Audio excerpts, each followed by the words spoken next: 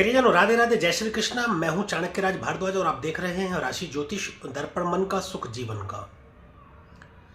प्रियजनों, हम बात कर रहे हैं शनि के गोचर की, शनिदेव के गोचर की, जो कि शनिदेव ने 24 नवंबर सन 2023 को राहु के नक्षत्र शतभिषा में किया है और 6 अप्रैल सन 2024 तक शनि अब यहीं पर गोचर करने वाले हैं। तो शनि के इस गोचर का क्या प्रभाव रहेगा सभी 12 लग्न और 12 राशियों के जातकों पर, इसी विषय पर हम चर्चा कर रहे हैं। इस विषय पर चर्चा करते हुए प्रियजनों, हम मेष से लेकर और कन्या राशि के जातकों पर क्या प्रभाव रहेगा यह वीडियो बना चुके हैं। यह सभी वीडियो हमारे चैनल पर उपलब्ध है, यदि आपने नहीं देखी है तो जाकर के देख सकते हैं। इसी कड़ी में आगे बढ़ते हुए आज हम जिस राशि के विषय में बात करने वाले हैं प्रियजनों, वह है तुला राशि। तो प्रियजनों, तुला राशि और तुला लग्न के जातकों पर शनि के इस गोचर का क्या प्रभाव रहेगा आगामी 6 अप्रैल 2024 तक, इसी विषय में चर्चा करेंगे हम। तो आप बने रहिएगा मेरे साथ वीडियो में, अंत तक कहीं मत जाइएगा। मैं बताऊंगा तुला लग्न और तुला राशि के जातकों पर शनि के गोचर का प्रभाव और अंत में कुछ उपाय भी, जिनके माध्यम से आप अपने जीवन को सुखमय कर सकते हैं। यदि अशुभ फल दे रहे होंगे शनिदेव और राहु, तो उनकी शुभता में बढ़ोतरी होगी। तो परिजनों, हम बात कर लेते हैं सबसे पहले शतभिषा नक्षत्र की। देखिए, किसी भी ग्रह का गोचर जब होता है राशि में तो बहुत बातें होती हैं, बहुत चर्चाएं होती हैं, बहुत वीडियो बनाई जाती हैं, कई कई तरीकों से वीडियो बनाई जाती हैं, परंतु नक्षत्र के विषय में बहुत कम बातें होती हैं प्रियजनों। जबकि नक्षत्र आपकी जन्म कुंडली का अति महत्वपूर्ण हिस्सा होता है। नक्षत्र से ही जाना जाता है आपकी राशि, आपकी जाति, किस प्रकार के आप होंगे, आपका प्रभाव क्या रहेगा, आपका व्यक्तित्व क्या होगा, ये सब नक्षत्र से जाना जाता है। तो नक्षत्र इसलिए अति महत्वपूर्ण हो जाता है। तो परिजनों, नक्षत्र के विषय में भी बात होनी चाहिए। जब भी आप किसी भी कुंडली का विश्लेषण कर रहे हो तो इस बात का विशेष ध्यान रखें कि नक्षत्र पर भी ध्यान रखना चाहिए। थोड़ी सी जानकारी सबसे पहले शतभिषा नक्षत्र के विषय में प्रियजनों, वो इसलिए कि शतभिषा नक्षत्र के विषय में जानकारी इसलिए आवश्यक है कि शनि के गोचर का प्रभाव समझने में थोड़ी आसानी होगी। तो शतभिषा नक्षत्र सभी नक्षत्रों में 24वें नंबर के नक्षत्र है प्रियजनों। शतभिषा नक्षत्र को 100 तारों का समूह कहा जाता है। शतभिषा नक्षत्र को शत तारक नाम से भी जाना जाता है। 100 डॉक्टरों का समूह, 100 वैद्यों का समूह। शतभिषा नक्षत्र के स्वामी राहुदेव है। शतभिषा नक्षत्र की राशि कुंभ है, जिसके स्वामी शनिदेव हैं। इसीलिए शनिदेव का यह गोचर और भी महत्वपूर्ण हो जाता है, क्योंकि शतभिषा नक्षत्र के राशि स्वामी शनिदेव हैं। शतभिषा नक्षत्र के प्रियजनों 4 चरण होते हैं, जिसमें पहले और चौथे चरण के स्वामी गुरुदेव हैं, देव गुरु बृहस्पति। इन दोनों चरणों से आपको शनिदेव, राहु और गुरु का प्रभाव देखने को मिलता है। और दूसरा और तीसरा चरण के स्वामी जो है स्वयं शनिदेव हैं। इन 2 चरणों से शनिदेव और राहु का प्रभाव देखने को मिलता है। शतभिषा नक्षत्र का जो वर्ण है वह शूद्र है, कसाई। अधिपति देवता वरुण देव हैं, समुद्र के मालिक। इनके पास सब कुछ है, धन दौलत हीरा मोती सब कुछ मिलेगा। जानवरों में घोड़ी का रूप माना गया है। वनस्पति की बात करें तो पेड़ कदम्ब, पक्षियों में कौवा। नाड़ी शतभिषा नक्षत्र की आदि होती है। शतभिषा नक्षत्र के प्रभाव वाले लोग अच्छे डॉक्टर होते हैं, साइंटिस्ट होते हैं, सर्जन होते हैं, जासूस होते हैं, एस्ट्रोलॉजर होते हैं, इंजीनियर होते हैं और धार्मिक भी अत्यधिक होते हैं। शतभिषा नक्षत्र में पैदा होने वाले लोग बहुत अधिक प्रसिद्धि प्राप्त करते हैं। शतभिषा नक्षत्र में पैदा होने वाले जातक देश विदेश में अत्यधिक ख्याति प्राप्त करते हैं। दूसरों की सेवा करने के लिए सदैव तत्पर रहते हैं शतभिषा नक्षत्र के प्रभाव वाले लोग। प्रियजनों, शतभिषा नक्षत्र के विषय में यह संक्षिप्त जानकारी, और अधिक जानकारी जब हम श्रृंखला लेकर के आएंगे नक्षत्रों की, तब विस्तार पूर्वक जानकारी देंगे सभी नक्षत्रों के विषय में, तब जानकारी देंगे। फिलहाल बात कर रहे हैं हम शनिदेव के गोचर की, जो कि शतभिषा नक्षत्र में हुआ है। तो प्रियजनों, चलो बात को आगे बढ़ाते हैं और शुरू करते हैं राशिफल। तो सबसे पहले मैं आपको बताना चाहूंगा कि आपकी जन्म कुंडली के जिस किसी भी भाव में चंद्रमा विराजमान है, चंद्रमा बैठे हुए, यदि वहां पर 7 नंबर लिखा हुआ है तो आपकी तुला राशि बनती है। ये वीडियो आपके लिए है। यदि आपकी जन्म कुंडली के पहले भाव या पहले घर में 7 नंबर लिखा हुआ है तो आपकी तुला लग्न बनती है। परिजनों, ये वीडियो आपके लिए है। तो परिजनों, आपको बता दूं कि आपकी राशि से जो शनि का गोचर हो रहा है वह हो रहा है पंचम भाव में। अति शुभ भाव पंचम भाव कहा जाता है। परिजनों, शनि अभी मार्गी हुए थे और अब से पहले धनिष्ठा नक्षत्र में गोचर कर रहे थे, जो कि मंगल का नक्षत्र है, जिसके कारण कुछ नुकसान भी रहे हैं। अब धनिष्ठा नक्षत्र से निकलकर गोचर कर रहे हैं शतभिषा नक्षत्र में, राहु के नक्षत्र में। तो उसका क्या प्रभाव देखने को मिलेगा, इस बात पर हम चर्चा करते हैं।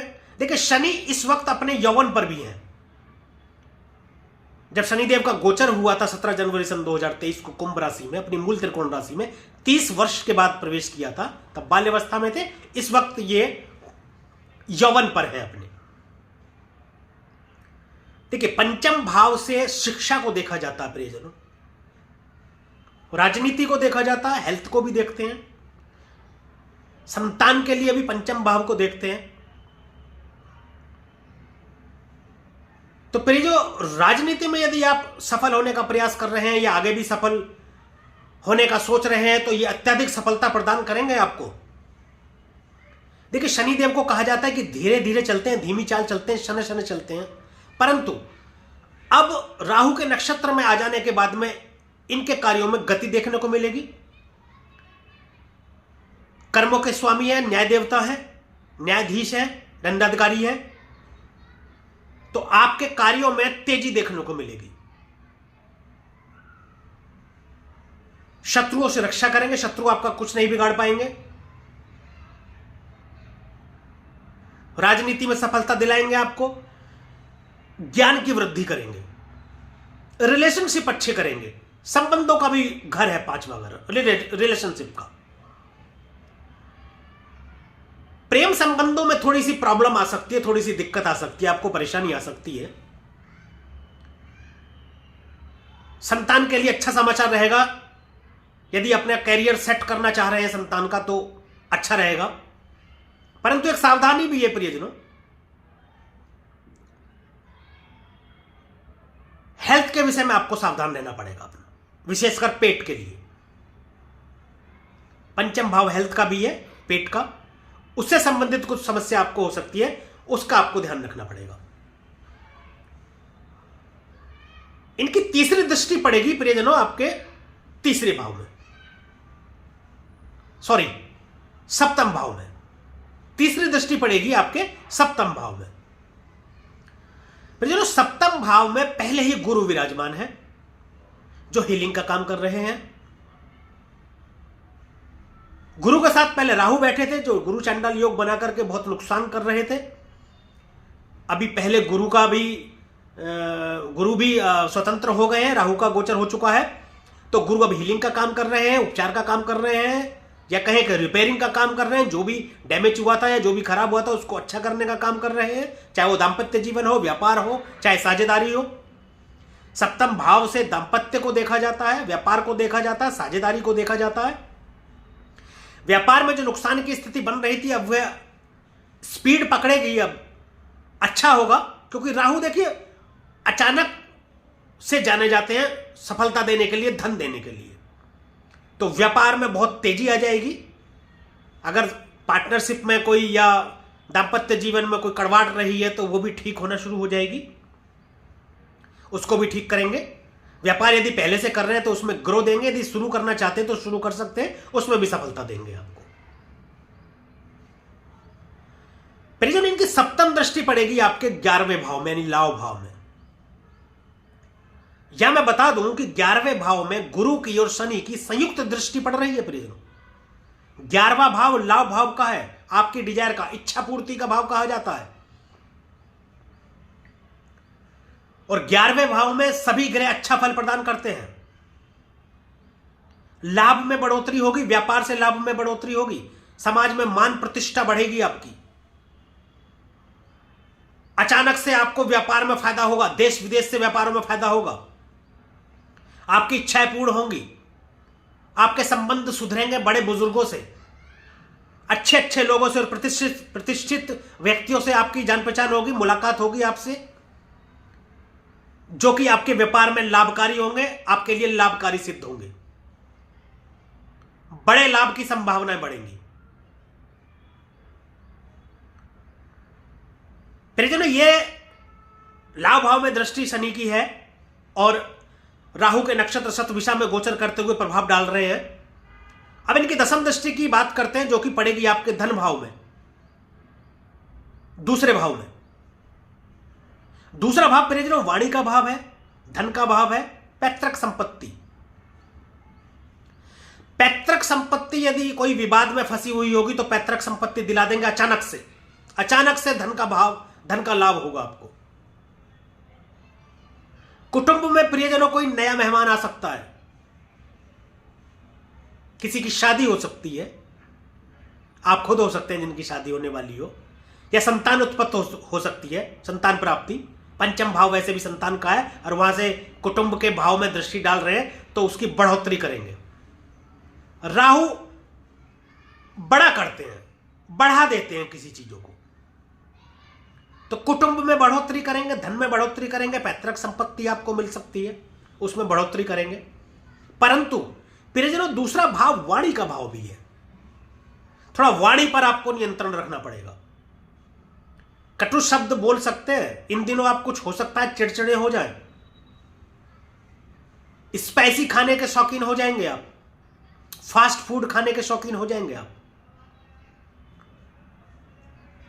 वाणी पर नियंत्रण रखने की बहुत आवश्यकता है, क्योंकि वाणी से ही आप दूसरों को जो है अपना बना सकते हैं और अपनों को पराया कर सकते हैं। तो वाणी ऐसा बोलना कि दूसरों को बुरा ना लगे और थोड़ा कटु शब्द ना बोले आप, तो इसका विशेष आपको ध्यान रखना है प्रियजनों। यह रहा राहु के शतभिषा नक्षत्र में गोचर करते हुए शनि देव का प्रभाव तुला राशि और तुला लग्न के जातकों पर। अब मैं कुछ उपाय बता देता हूं प्रियजनों आपको। एक और विशेष बात और मैं बता दूं यहां पर, यदि आपकी उम्र 48 वर्ष है या उससे अधिक है और यदि आप मकान बनवाने का सोच रहे हैं तो मकान ना बनवाएं, ये औलाद के लिए कष्टकारी होगा। बनवाना ही है तो उसी के नाम से और उसी के हाथों मकान बनवाएं, वरना अपना मकान ना बनवाएं, ये आपकी सलाह दी जाती है। एक उपाय मैं बताता हूं आपको, जितना आपका वजन है उसके 10वें हिस्से के बराबर आप बादाम ले लें, उसको मंदिर में चढ़ा करके आधे बादाम घर ले आए और अपने घर की किसी अंधेरी कोठरी में रख दे और 1 साल के बाद उसे जल प्रवाह कर दे। अगर कोई बुरा फल देने वाले होंगे शनि या राहु तो आपको अच्छा फल प्रदान करेंगे। और इसके साथ साथ एक बात जो सभी मैं वीडियो में बताता हूं कि आपने कर्म अच्छे रखें, आचरण अच्छे रखें, परस्त्री गमन ना करें। देखिए, शराब, अंडा, मांस, मछली का सेवन कतई ना करें बिल्कुल भी, वरना शनि और राहु दोनों ही मंदा फल देना शुरू कर देंगे और अशुभ हो जाएंगे आपके लिए।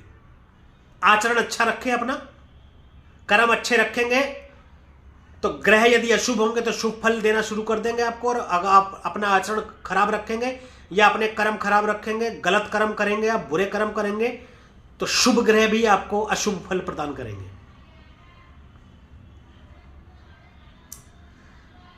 तो मेरे जो आज के लिए और अभी के लिए बस इतना ही। यदि यह वीडियो आपको अच्छी लगी हो, पसंद आई हो आपको, या दी हुई जानकारी से आप संतुष्ट हो तो वीडियो को लाइक करें, शेयर करें और कमेंट करें। हमारे चैनल को सब्सक्राइब करें और बेल आइकॉन बटन को भी दबाएं ताकि इसी तरीके की और भी महत्वपूर्ण जानकारी आपको समय पर मिलती रहे। तो मिलेंगे प्रियजनों नेक्स्ट वीडियो में एक और राशि को लेकर के। तब तक के लिए प्रियजनों राधे राधे, जय श्री कृष्णा। और आप देखते रहिए राशि ज्योतिष, दर्पण मन का, सुख जीवन का।